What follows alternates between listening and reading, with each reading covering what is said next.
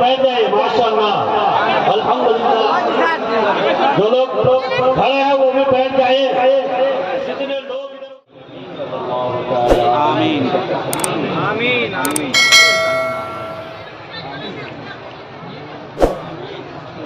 کل ತೆಗಿಬೇಕು ಕಲ್ ಲೈವ್ ತೆಗಿಬೇಕು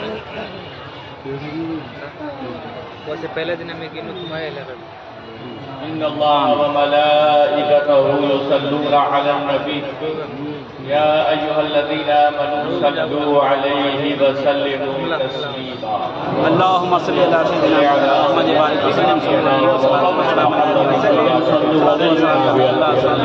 صلى الله عليه وسلم سلاما عليك يا رسول الله صلى الله عليه وسلم برحمتك يا ارحم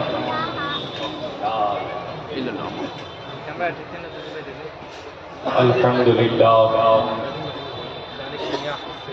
الحمد لله نحمده ونستعينه ونستغفره ونؤمن به ونتوكل عليه ونعوذ بالله من شرور انفسنا ومن سيئات اعمالنا من يهده الله فلا مضل له ومن يضلله فلا هادي له ونشهد أن لا إله إلا الله وحده لا شريك له ونشهد أن سيدنا ومولانا محمد وبارك وسلم صلاة وسلاما عليك يا رسول الله وبعد فأعوذ بالله من الشيطان الرجيم بسم الله الرحمن الرحيم لتؤمنوا بالله ورسوله وتعزروه وتبقروه وتسبحوه بكرة وأصيلا صدق الله العظيم وصدق رسوله النبي الأمين المتين الكريم ونحن على ذلك لمن الشاهدين والشاكرين والحمد لله رب العالمين نبی اور آل نبی پر پیچھے کے مسلمانوں کی طرف توجہ زیادہ ہے نبی اور آل نبی پر جھوم جھوم کر ایک مرتبہ درود پاک کا نذرانہ پیش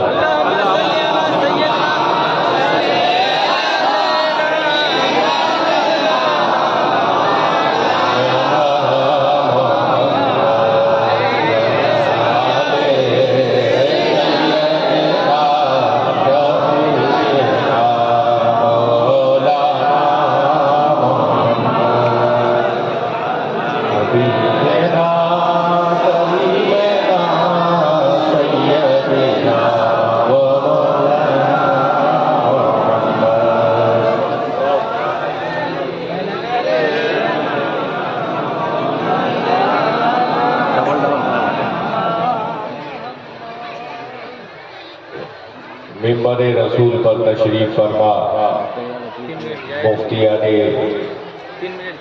دین علماء کرام ائمہ ذوی الاحترام بزرگوں نوجوان ساتھیوں پیارے بچوں پردہ نشین ماں اور بہنوں السلام علیکم ورحمۃ اللہ وبرکاتہ وعلیکم السلام ورحمۃ اللہ تعالی وبرکاتہ اللہ کا شکر ہے کہ آج فخر دو عالم کانفرنس کی یہ تیسری شب ہے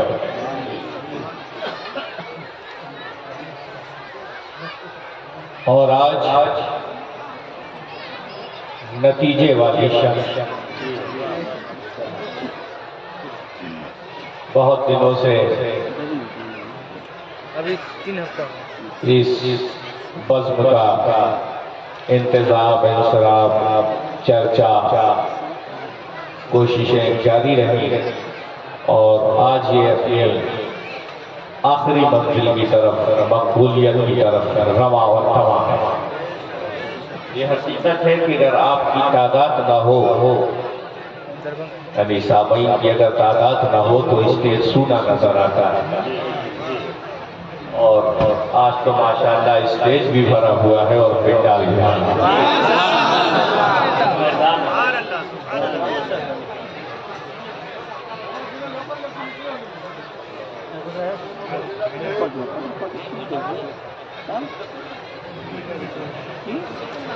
اسٹیج پر بیٹھے ہوئے لوگ صرف درود شریف پڑھ لیں دل اور صمیم قلب سے تو انشاءاللہ یہیں پر ہم ٹھہرے ہیں۔ اللہم صلی علی سیدنا محمد کما تحب و ترضى صلی علیہ صلاۃ و سلام علیک یا رسول اللہ صلی اللہ تعالی علیہ وسلم۔ جان دی ہوئی اسی کی ہے، حق تو یہ ہے کہ حق ادا نہ ہوا۔ میں اپنے دادا حضور کے کلام میں سے چند اشعار آپ تک پہنچا رہا ہوں۔ ایک مرتبہ ایسے ہی موقع آیا تھا تو یہ اشعار میں نے بہار کی ایک جگہ ہے سلطان گنج یا سلطان پور کا، تو وہاں کے لوگوں نے اشعار سن کر کھڑے ہو کر استقبال کیا تھا۔ تو ماشاءاللہ سونا پور کے جو زندہ جاوید مسلمان ہیں اشارہ تو سمجھ۔ میرا کوئی ارادہ نہیں ہے کہ آپ کو بارگاہ رسالت کے لیے بار بار کھڑا کروں، بار بار بٹھا دوں، بس میں شعر آپ تک پہنچا رہا ہوں، سننے کی کوشش کیجیے گا۔ گر دل سے میرے آپ طلبگار نہ ہوتے یا رسول اللہ، گر دل سے میرے آپ طلبگار نہ ہوتے یا رسول اللہ، ممکن تھا کہ ہم طالب دیدار نہ ہوتا۔ گر دل سے میرے آپ طلبگار نہ ہوتے یا رسول اللہ، ممکن تھا کہ ہم طالب دیدار نہ ہوتے، اور ہوتا ربوبیت حق کا کہیں رہا، ہوتا ربوبیت حق کا کہیں رہا، پیدا تو میرے مختار نہ ہوتے۔ نعرہ تکبیر، نعرہ رسالت، فیضان مخدوم اشرف، فیضان اشرف الحکمہ، نعرہ تکبیر، نعرہ رسالت۔ بیٹھ جائیے، آرام سے بیٹھ جائیے، بیٹھ جائیے، بیٹھ جائیے، آپ لوگ بیٹھ جائیے، ماشاءاللہ الحمدللہ۔ جو لوگ کھڑے ہیں وہ بھی بیٹھ جائیں، جتنے لوگ ادھر ادھر کھڑے ہیں سب بیٹھ جائیں۔ ارے چاند سورج ستارے جیسے سب کچھ ہے میرے نبی کے قدموں کے اتارے جیسے، ادب و احترام کے ساتھ بیٹھ جائیں۔ ماشاءاللہ سب اہل دل بیٹھے ہوئے ہیں، بس پیاری پیاری باتیں سنتے رہیے اور دل کو شاداب کرتے رہیے۔ لِتُؤْمِنُوا بِاللَّهِ وَرَسُولِهِ، قرآن کریم بالخصوص مسلمانوں کے لیے عمومی طور پر سارے جہاں کی انسانیت کے لیے نازل کیا ہے۔ تو یہ پیغام ہے اللہ تبارک و تعالیٰ اپنے ان تمام بندوں کو جو اللہ اور رسول سے محبت کرتے ہیں یا محبت کرنا چاہتے ہیں، سب کے لیے یہ پیغام ہے کہ لِتُؤْمِنُوا بِاللَّهِ وَرَسُولِهِ، تاکہ اے لوگوں تم ایمان لاؤ اللہ پر اور اس کے رسول پر۔ اتنی بات سمجھ میں آ گئی؟ یہ آیت کا پہلا حصہ۔ اس کے بعد وَتُعَزِّرُوهُ وَتُوَقِّرُوهُ، تعظیم اور توقیر کرو نبی علیہ الصلوۃ والسلام کی اور اللہ پر ایمان لاؤ، اللہ کے رسولوں پر ایمان لاؤ، بالخصوص طریقے سے حضور محمد صلی اللہ تعالی علیہ وسلم پر ایمان لاؤ۔ حضور پر نازل ہوا ہے تو توجہ کا مرکز حضور کو رکھیے۔ وَتُعَزِّرُوهُ وَتُوَقِّرُوهُ، تعظیم اور توقیر کرو نبی علیہ الصلوۃ والسلام کی اور اپنے رب کی۔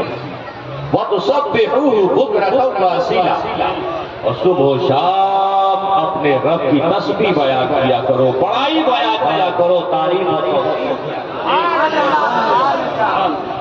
تین باتیں اس میں آئی زندگی کے، یہ تین اصول۔ پہلی چیز ایمان لاؤ اللہ پر اور اس کے رسول پر۔ دوسری بات تعظیم اور توقیر کرو اللہ کے اسم مبارک کی، اس کی شان کے لائق، اور نبی علیہ الصلوۃ والسلام کی تعظیم اور تکریم سمجھ رہے نا، رسپیکٹ، ادب۔ ایمان لاؤ ادب رکھو۔ جب دونوں چیزیں یہ آ گئی آپ کے کلیجے میں، تو تیسری ایک بہت لطیف بات بتائی، اپنے رب کی صبح و شام تسبیح بیان۔ اور ہماری زندگی کا پورا محور انہی باتوں پر۔ جتنے انبیاء آئے کم و بیش 1,24,000، سب کا پیغام یہی، اللہ پر ایمان لاؤ، اللہ پر ایمان لاؤ، اللہ پر ایمان لاؤ، اللہ پر ایمان لاؤ، ہمیں اللہ کا نبی مانو، ہم تمہاری رشد و ہدایت کے لیے آئے ہیں، ہم تمہیں بیگانہ زندگی سے ایک ایسی کامیاب زندگی کی طرف بلا رہے ہیں جو رب تبارک و تعالیٰ کا حق ہے، اس کو حق ادا کرنا چاہیے۔ سارے انبیاء کی، اور انبیاء کے بعد جتنے بھی صحابہ ہیں سب کی یہی دعوت، اور صحابہ کے بعد جتنے تابعین بنے سب کی یہی دعوت، اور تابعین کے بعد جتنے ائمہ مجتہدین ہوئے یہی دعوت، غوث و خواجہ مخدوم ہوئے یہی دعوت کہ اللہ پر ایمان لاؤ، اللہ کے رسول پر ایمان لاؤ، تعظیم و توقیر کرو، اور صبح و شام اپنے رب کی پاکی بیان کرو۔ بات کنفرم ہے یہاں تک؟ اب مجھے سوچ کے بتاؤ کہ جب یہ پیغام اللہ اپنے بندوں کو دے رہا ہے تو اس وقت حضور ہے، حضور کے صحابہ ہے، مقدس جماعت ہے، پیاری جماعت ہے، سنت کو عمل کرنے والی پیکر زندگیاں، اور اس زندگی کے بیچ میں یہ پیغام کہ اللہ پر ایمان لاؤ اور اللہ کے رسول پر ایمان لاؤ، سمجھانے کے لیے بول رہا ہوں۔ کیا صحابہ کے ایمان میں کوئی کمی واقع ہونی تھی جو اتنا بڑا پیغام آیا؟ کیا صحابہ حضور کو حضور کی طرح مانتے نہیں تھے، رسول کی طرح ماننے والے نہیں تھے، اللہ کو ایک ماننے والے نہیں تھے؟ پیغام آیا، یہ پیغام آیا کہ اللہ کو مانو، اللہ کے رسول کو مانو، اللہ پر ایمان لاؤ، اللہ کے رسول پر ایمان لاؤ۔ لیکن ہمارے والدین نے بڑا کرم فرمایا ہم پر، اور حضور نے بڑی مہربانیاں کی اپنے اصحاب پر۔ انہوں نے حضور سے سوالات کیے، حضور نے ان کے جوابات دیے، حدیثوں کا ایک بہت بڑا خزانہ تیار ہو گیا۔ بس ایک بات عرض کرتا چلوں، یہ ایمان لانا اور ایمان کی دعوت دینا نبی کے حوالے سے صحابہ کے لیے یہ تو اپنی جگہ مسلم ہے ہی، اصل میں نبی کی سنت کو اللہ اور اس کے رسول سے اٹیچ کرنے کے لیے صحابہ کو سب سے بڑا گواہ بنا کر اللہ نے صحابہ کے بھی کہ اے میرے صحابہ، اے میرے چاہنے والے بندو، مجھ سے اور میرے رسول سے ایسے اٹیچ ہو جاؤ جیسے میرا مصطفیٰ ویسے ہی تم میرے مصطفیٰ سے تعلق بنا لو، دنیا بھی ہماری کامیاب ہو جائے گی۔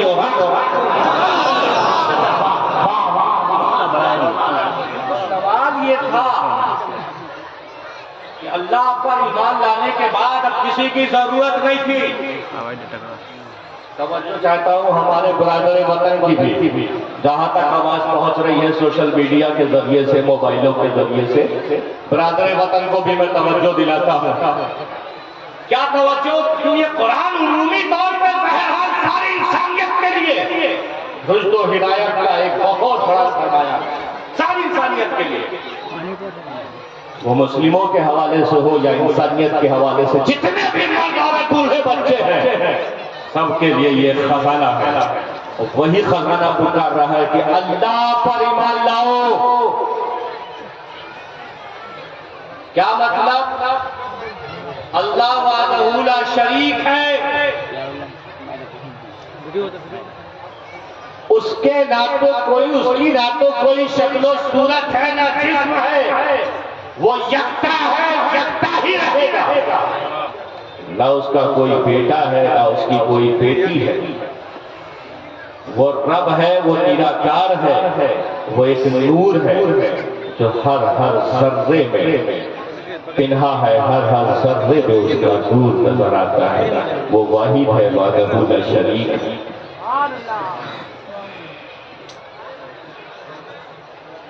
تو اے اللہ ہم تجھ پر ایمان لائیں کیسے؟ اب یہ سوال پیدا.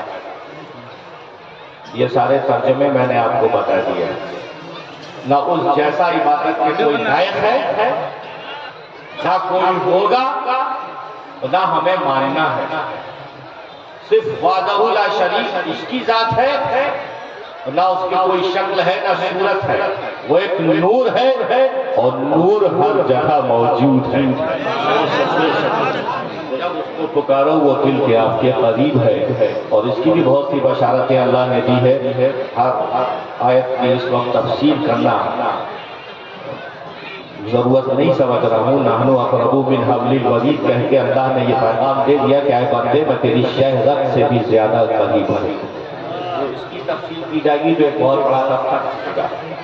تو بس وہ نور ہے، وہ نراکار ہے، اس کے کوئی شکل نہیں ہے، اور ہم بن دیکھے اسے مانتے ہیں. وہ ساری کائنات کو چلا رہا ہے اور ساری کائنات اسی نے پیدا کی ہے. تو اگر تمام چیزوں کو سمیٹا جائے اور یوں کہا جائے کہ لا الہ الا اللہ، ایمان باللہ، لا الہ الا اللہ، ایمان باللہ، یہ اتنا کلمہ ایمان باللہ ہو گیا. دوسرا نبی پر ایمان لاؤ، رسولوں پر محمد رسول اللہ، یہ رسول پر ایمان لانا ہو گیا. اب جب ہم نے یہ کلمہ پڑھ لیا لا الہ الا اللہ محمد رسول اللہ، تو اب دائرہ اسلام میں ہمارا ایڈمیشن ہوا. اس سے پہلے ہم دائرہ اسلام سے باہر تھے. اللہ اللہ کہنے سے اللہ نہ آنا، ایک مرتبہ محمد کا اللہ چاہتا ہے کہ مجھ پر ایمان لا، میرے رسول پر ایمان لا. یہ بات ٹھیک ہے میں وحدہ لا شریک ہوں، تو مجھ پر ایمان لائے گا گویا کہ تو نے ابھی آدھا ایمان لایا. اب میرے رسول پر جب تو ایمان لائے گا تو تیرا ایمان کمپلیٹ ہوا، تیرا ایمان مکمل ہوا. اب ایمان کے بہت سے جزیات ہیں. آمنت باللہ وملائکتہ وکتبہ ورسلہ والیوم الآخر والقدر خیرہ وشرہ من اللہ تعالی والبعث بعد الموت. جنت پر ایمان لانا، دوزخ پر ایمان لانا، زندگی پر ایمان لانا، موت پر ایمان لانا، روز محشر پر ایمان لانا، ہمارے اعمالوں کی بنیاد پر دوزخ اور جنت کا کنفرم ہونا، یہ سارے ایمانی جزیات ہیں. نماز پر ایمان رکھنا وغیرہ وغیرہ، روزے پر ایمان رکھنا، حج پر ایمان رکھنا. اب یہ جزیات ہیں، یہ ہمارے جو عماد الدین ہیں. اول چیز یہ ہے کہ آپ لا الہ الا اللہ محمد رسول اللہ پڑھ کر اسلام میں ایڈمیشن لے لو. جیسے کسی بچے کا کوئی گارجین مدرسے میں جاتا ہے اور اس کا نام لکھا دیتا ہے، اسی طرح سے دائرہ اسلام میں نام لکھانے کے لیے آپ کو کسی مدرسے میں نہیں جانا ہے. اسی پنڈال میں بیٹھ کر سچے دل سے لا الہ الا اللہ محمد رسول اللہ پڑھتا ہے، درسگاہ مصطفیٰ میں آپ کا ایڈمیشن. اب آپ درسگاہ مصطفیٰ کے شاگرد ہو گئے. اب یہ مقدر کی بات ہے کہ مدرسہ حاضہ میں آپ نے آ کر اس کلمے کی اور تنقید کی،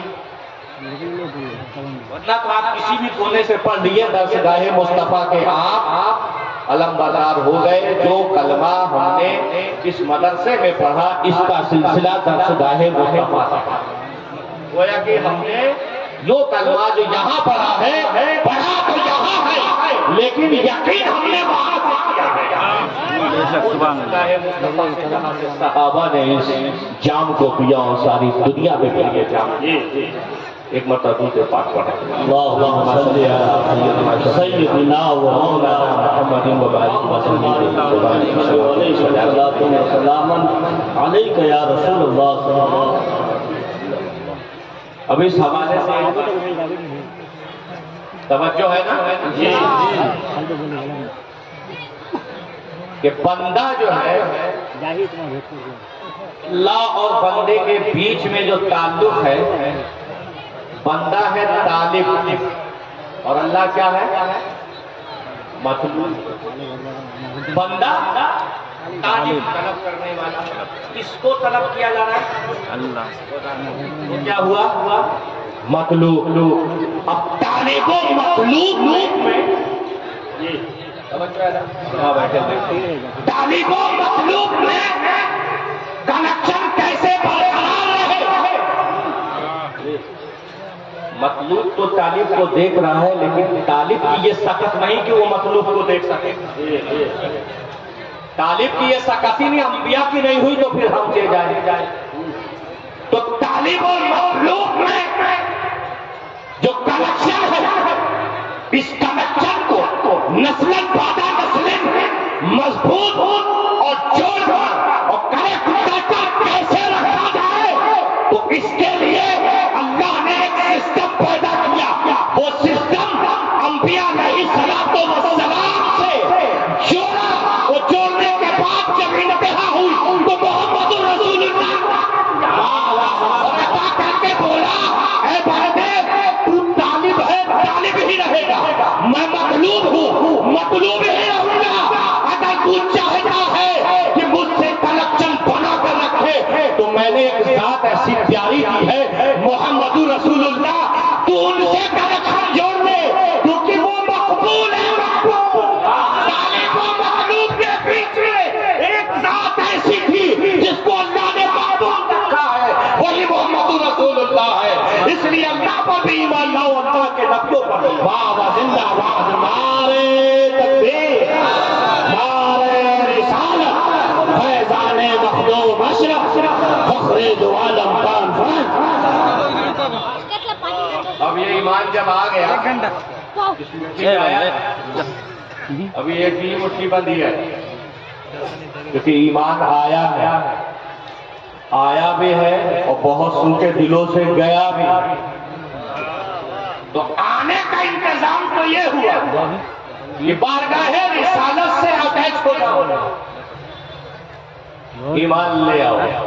اب لے آئے، اب اس لائی ہوئی دولت کو، اچھا ایمان کو اگر میں جنت کہوں تو آپ لوگ کنفیوز تو نہیں ہوں گے؟ بولیے، ایمان کو اگر میں جنت کہوں تو آپ کنفیوز تو نہیں ہوں گے نا؟ نہیں۔ ایمان کو جنت بول دوں، اجازت ہے پورے اسٹیج کی؟ اما جنت اگر ایمان نہ ہوتا تو ایمان کا جوس کیسے بنائی جائے؟ ایمان لائے ہو تبھی تو نتیجہ دکھایا جا رہا ہے کہ اب تمہارا پھل یہ ہے کہ تم جنت میں جاؤ گے۔ تو جنت اور ایمان کا بہت گہرا تعلق ہے، بہت گہرا اٹیچمنٹ ہے، ٹھیک ہے نا؟ اب ہم جب ایمان لے آئے، گویا کہ ایک جنت ہم نے ہاتھ میں لے لی، اب یہ مٹھی خالی ہے، اب اس مٹھی کو بھرنا ہے اور اس مٹھی کو باندھے رکھنا ہے۔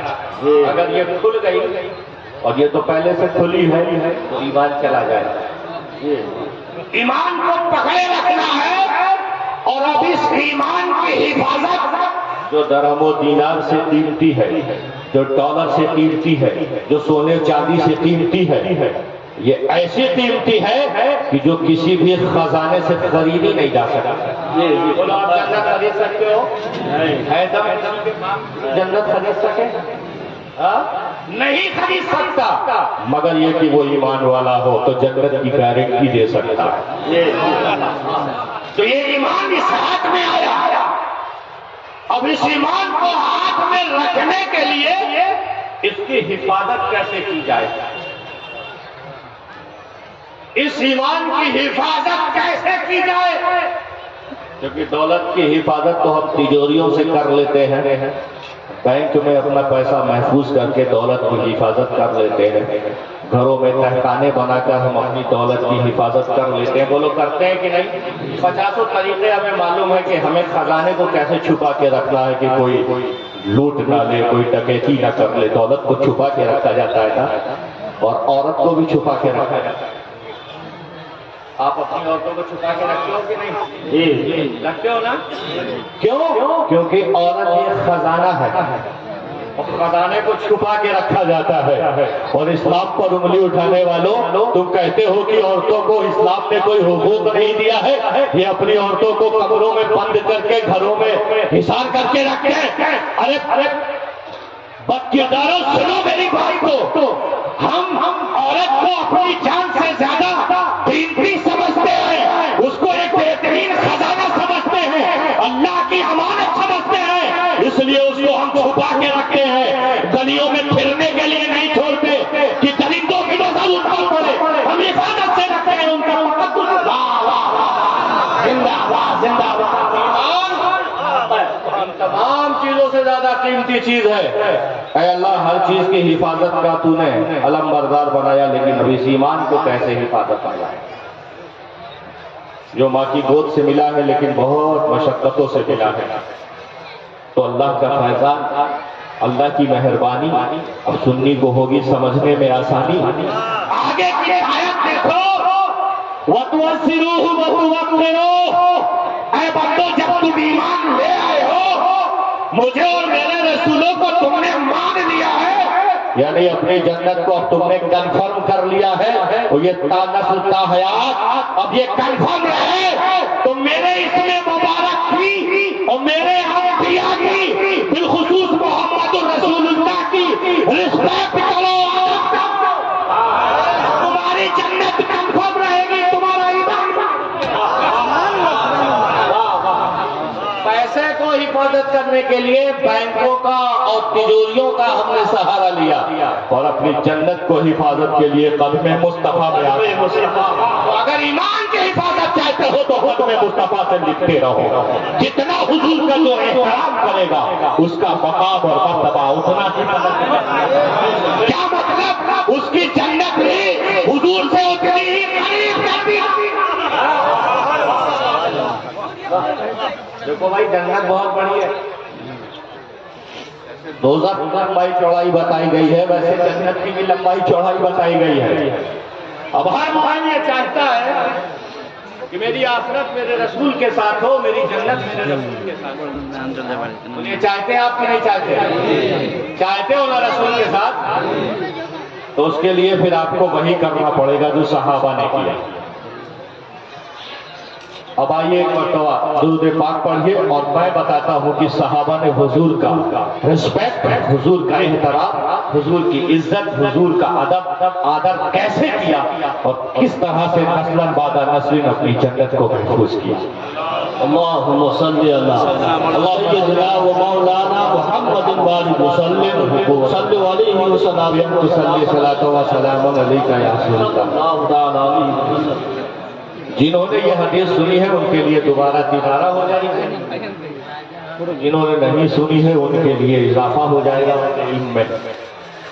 ایک مقام پر حضور سرور کائنات صلی اللہ تعالیٰ علیہ وسلم وضو فرما رہے.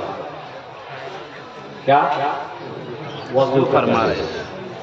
اور جب حضور وضو کر رہے ہوتے ہیں تو صحابہ حضور کو غور سے دیکھ رہے ہوتے ہیں. تو اس میں بہت ساری وجہیں ہیں. ایک تو یہ کہ حضور وضو کر کیسے رہے، اصلاح ہو جائے، اور دوسرا یہ کہ جو حضور کے جسم اطہر سے قطرات گر رہے ہیں ان کی بے غربتی نہ ہو، ان کو ہم کیچ کریں. تو نہیں ہے، لیکن ایک مقام پر ایسا ہے، حدیث پاک میں آیا ہے، ایک مقام پر ایسا ہوا کہ حضور وضو فرما رہے تھے، صحابہ کرام چاروں طرف سے حضور کے جسم اطہر سے گرتے ہوئے پانی کو ایک برتن میں کلیکٹ کر رہے تھے، اس کو تھام رہے تھے. ایک بھی بوند زمین پر جانے نہیں دی، ایک بھی بوند ضائع نہیں.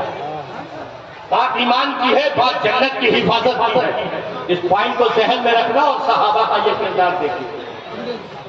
وضو کا پانی زمین پر گرنے نہیں دیا جا رہا ہے۔ وجہ کیا ہے کہ اللہ کا حکم ہے کہ میرے نبی کی عزت و احترام کرو، میرے نبی کا آدر کرو، میرے نبی کی رسپیکٹ کرو۔ اب نبی کے جسم اطہر سے جو چیز مل جائے، جڑ جائے، کنیکٹ ہو جائے، بتاؤ وہ متبرک ہے کہ نہیں؟ ہے نا متبرک؟ ہمارے نبی کا ہاتھ کسی کے ہاتھ میں آ جائے تو ساری زندگی وہ ہاتھ چھوڑے گا ہی نہیں، لیکن نبی کی مرضی تھی کہ اب چھوڑ دو تو ہم نے چھوڑ دیا، ورنہ ایک ہی آدمی، ایک ہی صحابی ساری زندگی ہاتھ تھامے رہتا تھا۔ لیکن کائنات کو آگے بڑھانا بھی مطلوب تھا اور بھی مسلمان بننے مطلوب تھے، تو یہ سلسلہ چلا۔ اب وہ پانی جو زمین پر گرنے ہی والا ہے، اس کو صحابہ نے باری باری تھامنا شروع کر دیا اور برتن میں کلیکٹ کر لیا، وضو پورا ہو گیا۔ اب کیا کیا جائے؟ اس پانی کو سارے صحابہ نے تناول کر لیا، استعمال کر لیا، بات پوری ہو گئی۔ اب مجھے سوچ کے بتاؤ، وضو تو ہم لوگ بھی کرتے ہیں اور امام اعظم کا ایک مسئلہ ہے۔ مسئلہ کیا ہے کہ وضو کے پانی کو، جو وضو کا پانی گرتا ہے زمین پر، اس کو گرنے دیا جائے، اس کو استعمال کیا نہ جائے، کیونکہ وہ مائع مستعمل ہے، اور مائع مستعمل کا دوبارہ پاکی کے لیے استعمال کرنا، کھانے پینے کے لیے استعمال کرنا کیا ہے؟ کیا ہے؟ درست نہیں ہے، جائز نہیں ہے۔ مگر یہ کہ فقہا نے بیان کیا ہے کہ کہیں پانی کی قلت ہو تو وضو سے گرا ہوئے پانی کو جمع کر کے کپڑے کا صابن وغیرہ صاف کر سکتے ہیں، دھو سکتے ہیں۔ اس نتیجے میں ہم پانی کو جمع کر کے اس کپڑے کے سطح کو دھو سکتے ہیں بس، لیکن کپڑا پاک کرنے کے لیے آپ کو پھر سے طاہر پانی چاہیے، پاک پانی چاہیے، باقی اس پانی سے درست نہیں ہوگی۔ ٹھیک، تو کیوں ایسا امام اعظم نے کہا؟ ہم لوگ امام اعظم کے ماننے والے ہیں نا، وضو بناتے ہیں نا، وضو کیوں بناتے ہو؟ اللہ کا قرب حاصل کرنے کے لیے، پاکی حاصل کرنے کے لیے، کیونکہ اب بارگاہ خدا بندی میں جانا ہے تو ہاتھ منہ پیر کو اچھی طرح سے دھو لو، پاک صاف ہو جاؤ، جتنے کیٹاڑو ہے سب نالی میں بہا۔ اور دوسری بات یہ تو سائنس نے ترقی کر لی اور یہ جان لیا کہ پسینے میں بہت سے کیٹاڑو ہوتے ہیں، لیکن پہلے تو یہ سب ترقیاں نہیں تھی نا۔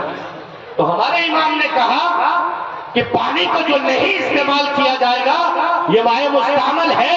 وہ اپنے امام نے یہ بتایا کہ جب پانی انسان کے جسم سے جدا ہوتا ہے وضو کے ذریعے سے یا غسل کے ذریعے سے، تو تمام گناہوں کو لے کر جدا ہوتا ہے۔ جتنے قلب پہ گناہ کے ذریعے سے جانے انجانے میں گناہیں ہو جاتی ہیں، وضو اور غسل کر لینے سے وہ گناہیں اس پانی کے ذریعے سے باہر ہو جاتی ہے، تو اس لیے اس پانی کو استعمال نہیں کر سکتے۔ یہ بات سمجھ میں آ گئی؟ یہ فقہی مسئلہ ہے، ہم لوگ سب لوگ اس پر عمل کر رہے ہیں اور عمل کرتے رہیں گے۔ لیکن ایک بات بتاؤ سوچ کر، جب یہ واقعہ حضور کے سامنے صحابہ نے کیا، اور صحابہ نے کیا کیا؟ پانی کو جمع کیا اور سارا پانی پی گیا، اور حضور دیکھ رہے ہیں اور حضور نے منع نہیں کیا۔ تو اب یہ بتاؤ، یہاں تو بات یہ ثابت ہوتی ہے کہ صحابہ کی سنت پر عمل کیا جائے تو وضو کے پانی کو استعمال کرنا درست، اور امام کی بات مانی جائے تو صحابہ کا یہ پانی استعمال کرنا درست۔ بظاہر ایک ٹکراؤ ہے، بظاہر ایک تعارض ہے، ایک ٹکراؤ ہے کہ یہ بات مانی جائے حدیث کی یا اپنے امام کی بات مانی جائے۔ نمازیں ہم امام کے بتائے ہوئے قاعدے پر پڑھ رہے ہیں تو بات تو ہمیں یہی ماننا چاہیے۔ اور پھر دوسری بات یہ کہ ہمارے امام کی نظر اس حدیث پہ نہیں گئی ہوگی کیا؟ عقیدت کی بات یہ ہے کہ ضرور گئی ہوگی، لیکن پھر بھی مسئلہ یہی دیا، تو اس میں راز کیا ہے؟ ایک مرتبہ درود پاک اللہم صلی علی علیہ مولانا محمد کما تحب و ترضی بان تصلی علیہ صلاۃ و سلام علیک یا رسول اللہ۔ مدرسوں کی ضرورت اس لیے ہے، خانقاہوں کی ضرورت اس لیے ہے، آستانوں کی ضرورت اس لیے ہے کہ آستانے خانقاہیں نگاہوں سے پڑھاتے ہیں، امت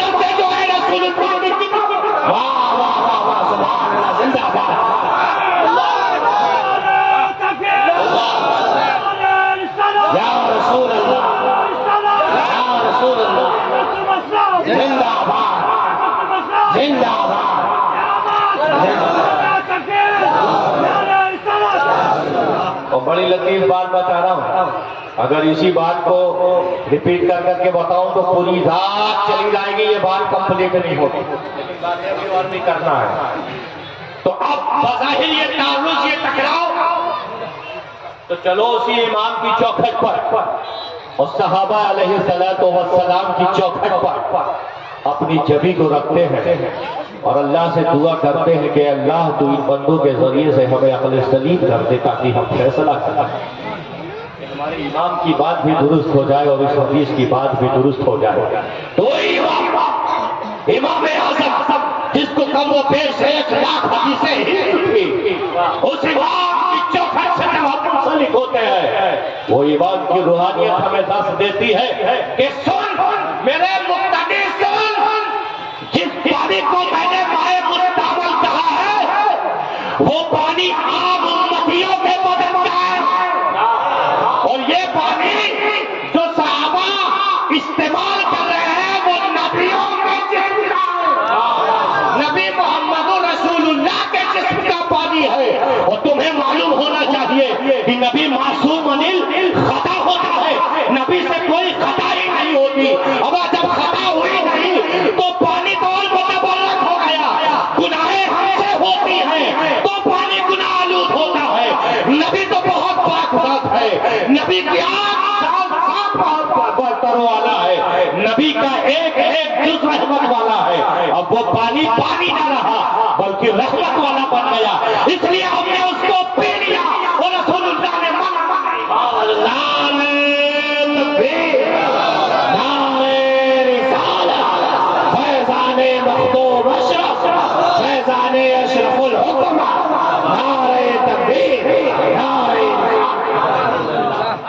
पी लिया। बात अदब की थी, बात ईमान की हिफाजत की थी, बात तक़द्दुस की थी। पी लिया, अच्छा किया, नहीं पीते तो क्या खराबी थी, ये बात ना पीते तो क्या बात थी। हम कहीं जाके रख देते, किसी खजूर के जड़ में डाल देते, खजूर के पेड़ में डाल देते, किसी कुएं में रख देते, पहाड़ी के खो में रख देते, तो भी तो उन बूंदों का तक़द्दुस हो जाता। लेकिन पीना क्यों था? सवाल ये है, अगर उस पानी की हिफाजत और उसका तक़द्दुस ही था तो कहीं भी रख के किया जा सकता था, लेकिन पी का तक़द्दुस करने का क्या मामला है? इसमें कौन सा राज पिन्हा है, इसमें कौन सी जान है जो सहाबा ने करके दिखाया। और एक बात बताओ, बाद में कुछ सहाबा आए तो उन्होंने देखा कि लंगर लुट गया। हमारे साथ भी कभी ऐसा होता होगा, हम खानकाहों में, मदरसों में या कहीं आस्थानों पे जाते होंगे, लंगर बढ़ता होगा तो लंगर लुट जाता होगा, आप मायूस होकर चले आते होंगे हमें कुछ नहीं मिला। आओ सहाबा से देखो, सहाबा से देखो, जब सारा लंगर लुट गया, पानी खत्म हो गया, जब सहाबा आए तो देखा कि ये लंगर तो लुट गया। अब उन्होंने क्या किया, इस लंगर में हिस्सा तो हमारा भी था, तो सहाबा इकराम के हाथों पर जो नमी थी, नमी, उस पानी की नमी, उस नमी को अपने हाथों से खींच कर अपने माथों का सीने पर लगा। सुनते हो, अगर किसी खानकाह में लंगर लुट जाए तो उस खानकाह के मुंतज़मीन पर उंगली मत उठाना, बल्कि देख में बचा हुआ एक जर्रा भी है उसको भी मुतबर्रक भाई। यही तो सहाबा समझाना चाहते हैं। ये सहाबा की हदीस है, बहुत मुतबर्रक बात है ना, बरकत वाली बात है ना। अब यहीं पर एक बात और मैं रुक कर बताता हूँ कि इस पानी को कहीं भी रख सकते थे। तो हुजूर की हदीस है कि जो भाई अपने भाई का ख्याल नहीं करता, जो भाई अपने भाई का ख्याल नहीं करता, जो पड़ोसी अपने पड़ोसी का ख्याल नहीं करता, जो शख्स अपने दोस्तों का ख्याल नहीं करता, तो उसको जानना चाहिए कि उसका खात्मा बिल ईमान दुरुस्त होगा या नहीं होगा। ठीक है, ईमान बिल खैर होना है ना, तो इन सहाबा के दामनों से वाबस्ता हो जाओ। सहाबा अगर चाहते तो उस पानी को कहीं भी हिफाजत से रख सकते थे, लेकिन बहुत तेजी से बताता चलूं, उस पानी को पीकर उस सहाबा ने ये हमें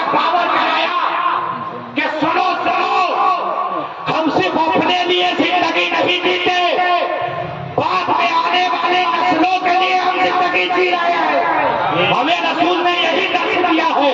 اس پانی کو جو ہم نے پیا ہے فقط اس وجہ سے کہ ایک تو ہم صحت یاب ہو جائیں، اور دوسرا یہ کہ یہ پانی ہمارے جسم میں، ہماری نسلوں میں جب خون بن کر دوڑے گا اور عظمت مصطفیٰ پر اٹھنے والی انگلی کا جواب کوئی بھی دے گا، وہ غوث اعظم دے، خواجہ غریب نواز دے، محبوب سمرہ دے، یا ہمارا امام احمد رضا دے، اس انگلی کا جواب دینے والی شخصیت کا نام اسی پانی،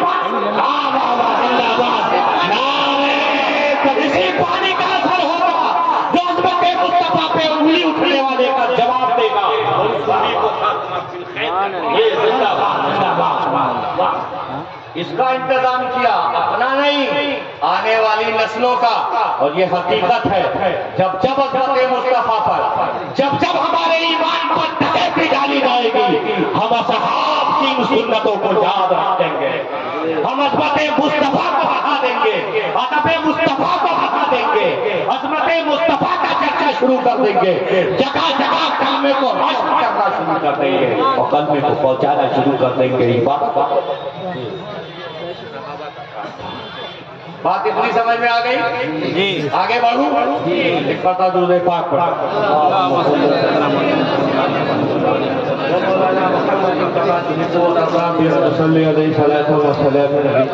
ایمان لاؤ، اب ایمان لے آئے تو اس کی حفاظت کرو، یعنی ادب مصطفیٰ بجا لاؤ، اتباع رسول کرو، سنتوں پر پابند ہو جاؤ۔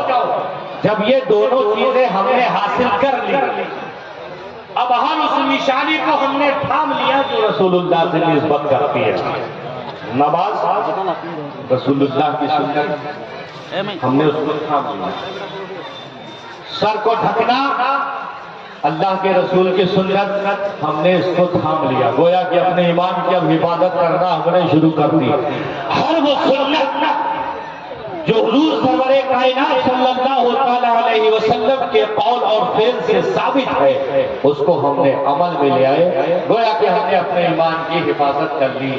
تو ایک ہاتھ میں قرآن لا الہ الا اللہ، دوسرے ہاتھ میں حدیث محمد رسول اللہ۔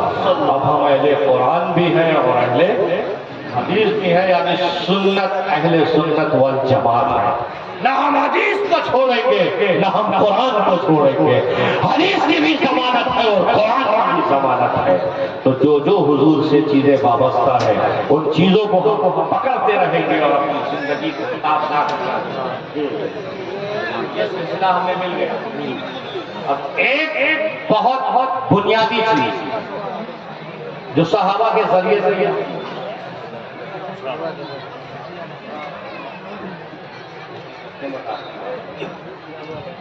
ایک بہت قیمتی چیز، اللہ کے رسول سے جو بھی چیزیں وابستہ ہوئی وہ سب معتبر ہے، ٹھیک ہے، وہ ہمارے لیے عظمت۔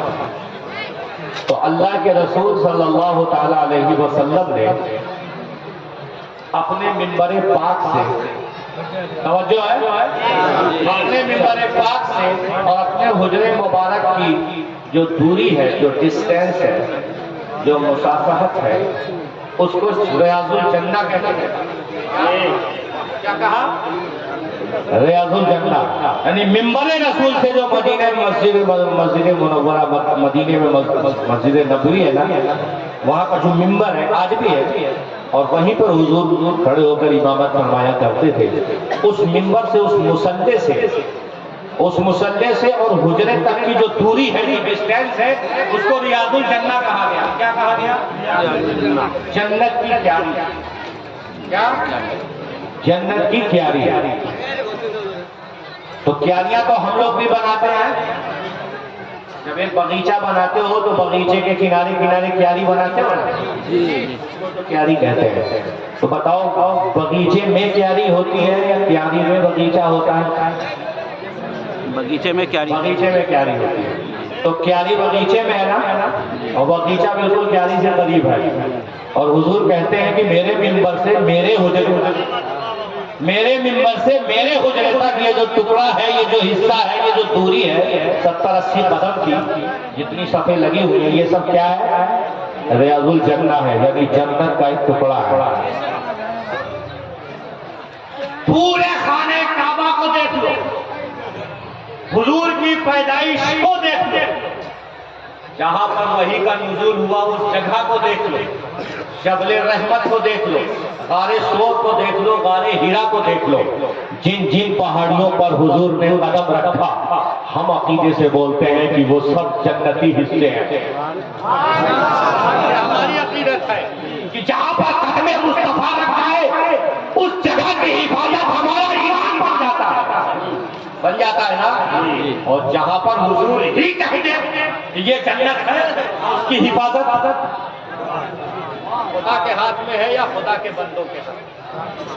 خدا کے فضل سے، جو خدا کے دست قدرت میں ہے، اور اگر وہ چاہے تو ہماری ڈیوٹی وہاں لگا دے۔ تو وہ ریاض الجنہ جس کو حضور نے اپنی زبان مبارک سے کہا، ہم سمجھ گئے کہ جنت کہاں تھی ہمیں نہیں معلوم، حضور لے آئے یہاں پر ہمارے لیے، اور اس کو ریاض الجنہ کہا۔ تو ناز کرے وہ زمین کی جس کو ریاض الجنہ حضور نے کہہ دیا۔ میں اتنی سب جگہ تھی، کسی کو بھی کہہ دیتے تو وہ ریاض الجنہ بن جاتا، لیکن اسی زمین کو کیوں کہا؟ مصطفیٰ اسی وقت کہتے ہیں جب خدا کی مرضی ہوتی ہے۔ اللہ کی مرضی ہی نہیں تھی کہ حضور کسی اور زمین کے لیے اس زمین کے علاوہ کسی اور زمین کو ریاض الجنہ بناتے ہیں۔ فقط دھرتی پر وہی ایک ریاض الجنہ ہے، پوری زمین پر، پورے خطے پر وہی ایک ریاض الجنہ ہے۔ تو اس میں کیا راز ہے کہ اسی کو کیوں بنایا گیا؟ تو بڑے قریب سے سمجھو، یہ حق اسی زمین کا تھا، اور اس کی ایک میں توضیح بیان کر دوں، باقی آپ سمجھتے رہنا کہ حضور کا فجر کی نماز پڑھنا اور حجرے میں جانا، ظہر پڑھنا حجرے میں جانا، عصر پڑھنا حجرے میں جانا، مغرب پڑھنا حجرے میں جانا، عشاء پڑھنا حجرے میں جانا، ایک دن کی بات نہیں ہے، ایک دن کی بات نہیں ہے، یہ ادائے مصطفیٰ ہے۔ نماز پڑھی، امامت فرمائی اور حجرے میں گئے، تو بار بار حضور کا چلنا، اللہ کے لیے سجدہ کرنا، اور پھر حجرے میں جانا، پھر سجدے کے لیے آنا، پھر جانا، پھر آنا، یعنی قربت الہی میں اب اس زمین سے زیادہ کوئی اسی لیے زمین کا حصہ بنا کہ خدا کو اگر حضور نے سب سے زیادہ قریب سے دیکھا ہے تو مجھے ہی زمین ہے جہاں جہاں سے سجدہ کیا ہے اور سجدہ کر کے پھر حجرے میں گئے ہیں۔ تو مجھے بتاؤ، جب جنت میں کیاری ہے، وہ کیاری جنت میں ہے، تو پورا آستانہ کیا ہوا؟